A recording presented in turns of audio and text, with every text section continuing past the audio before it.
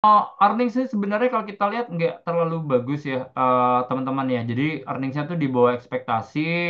Cuman kalau kita ngelihat namanya core profit, jadi ibaratnya core profit itu adalah kita menghilangkan komponen-komponen yang sebenarnya non operating atau one off. Nanti kita bahas ya.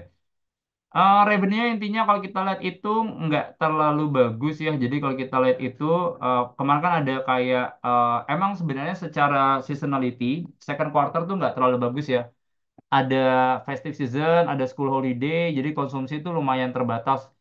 Cuman kalau kita secara kumulatif itu growth-nya lumayan bagus ya teman-teman ya. Ini nggak kita masukin di sini, cuman kalau teman-teman ngeliatin yang di Pine Hills, itu growth-nya udah sampai 13%. Jadi udah ada recovery sih ya, khususnya yang di Middle East sama yang di Afrika. Jadi in overall sih positif ya.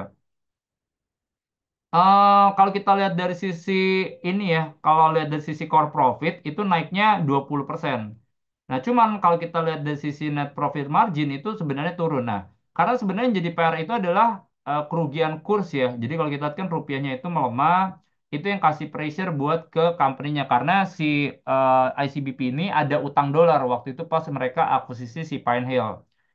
Jadi itu sih, makanya kalau kita lihat beban keuangan mereka tuh naiknya signifikan banget di situ ya. Nah, jadi itu sih.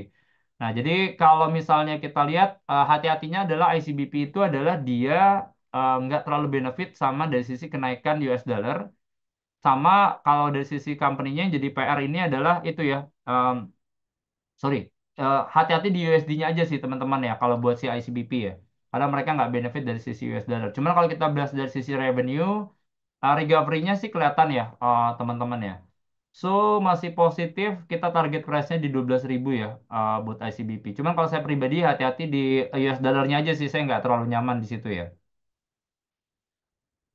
Mayora company-nya inline, walaupun sebenarnya